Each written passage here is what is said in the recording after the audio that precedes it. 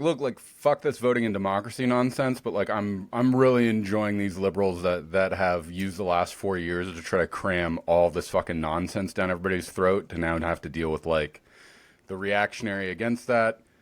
In addition to the fact that like it's about fucking time. Like the last 4 years were like really fucking wacky.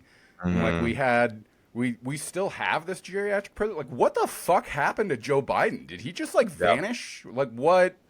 It's just so weird to me, and that like in the meanwhile, the whole liberal machine keeps marching on, being like, yeah, like this is. So, anyways, I'm just excited to watch this whole thing kind of break down and crash into flames and see what happens. I woke up feeling just proud of America. And the reason I was proud of America is not because America voted the way I wanted them to vote, which they did, like in a landslide victory. The reason I was proud of them, it was proud of the feeling of being American, was that propaganda doesn't work on us. You tried to psyop us, and we just aren't fucking having it.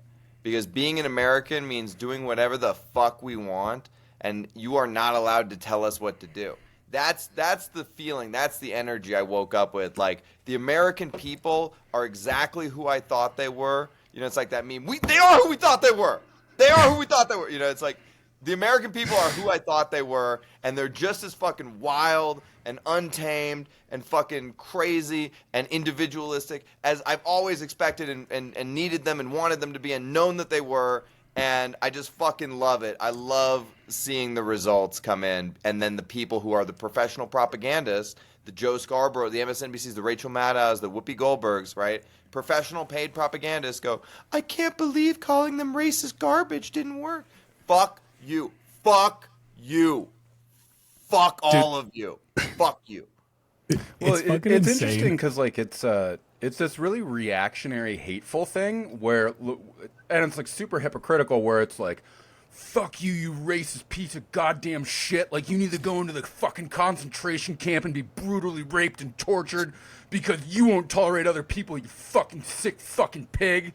And it's like, you know, maybe there should be some self-reflection here about some of those things you said and are expressing. And like, I don't Yeah. know. And like, this is the thing that I've been trying to deal with kind of in the liberal bubble I'm in. It's like, hey, do you guys think that like all the hatred and vitriol that you're directing at white people and about like how useless men are and that they really obstruct everything that could have ever been done that's good might have a little something to do with this? In addition to like, perhaps we're in the position that we're in because of the way that you keep shitting on all these people that actually might have some degree of value to society. And I'm not saying they're better or worse than anybody, but maybe trying to direct all your hate towards them could have something to do with the outcome that came here, as opposed to you being like, hey, these people, we'd like to include them in the fold rather than just kind of doing the reverse hate thing.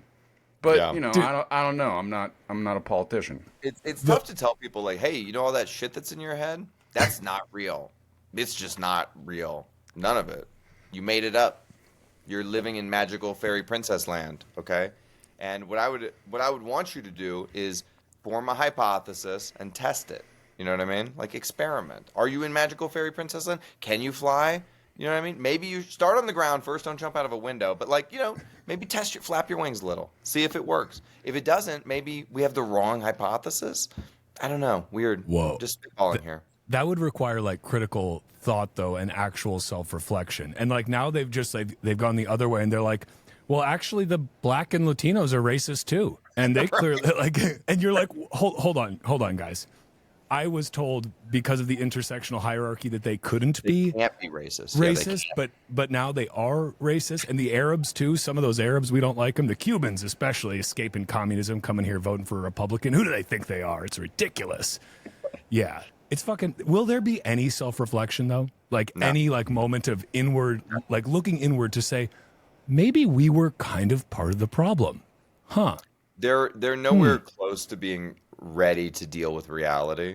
In a sense, it's kind of like it's a huge miscarriage of American civil duty that's happened because these people have been so badly brainwashed and psyoped by the mainstream media. These professional state propagandists that you can't help but feel a little bit bad for them, but like at the same time, I mean, there's nothing to do but to get out of your echo bubble. Like the only person who can crawl out of Plato's cave is you, and I don't know how to explain to you that the shadows aren't real. They're just not real. And so, like, those of us who are out of the cave, we all talk about how retarded you all are in the cave, but we don't know how to actually get you out of the cave. Because every time we try and bring you out, you fucking bite us and go rabid, you know? And we can like literally tell you the cave, the exit is right there. Like this is where you need to go to get out of the cave. And they're like, that exit looks not really like it's inclusive. I don't think I'm going to go out that way. Sorry, Casey, go ahead, man.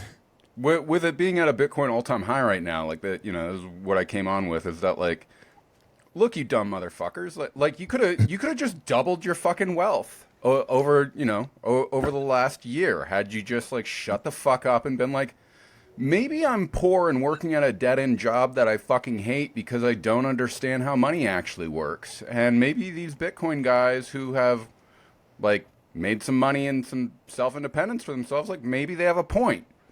But instead they go, this is a far-right psyop that's being played in order to try to destroy the wonderfulness of modern monetary theory, and the government needs to be able to print out money because how else can we spread the love and make sure that all people everywhere are always equal and have all of the equal opportunity always?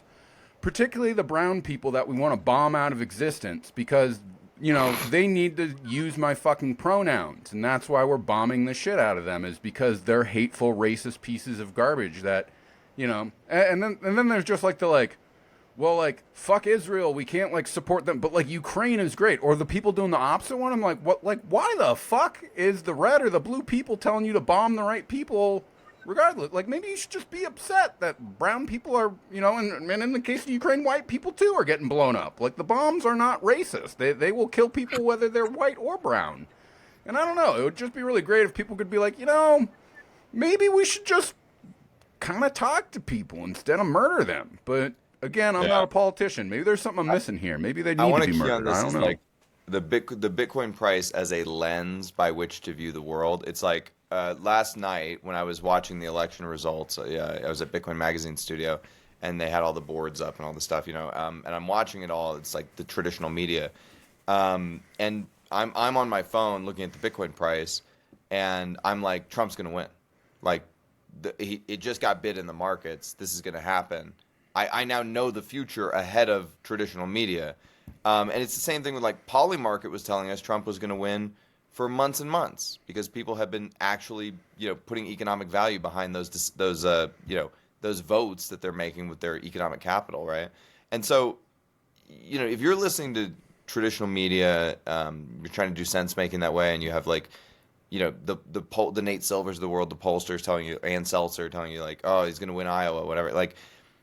These people have no skin in the game, so there's no proof of work to their predictions, and you need to, once you have proof of work as a lens, you as a Bitcoiner look for it and see it and find it everywhere, and anything that you can attach proof of work to, you realize that this is a real thing, and you can bank on it. But I mean, people that don't have that are doing everything proof of stake, right? Like they just don't understand that reality that unfortunately they are living in. There's nothing you can do about it. You can't escape that reality, right? Like you are inside that reality.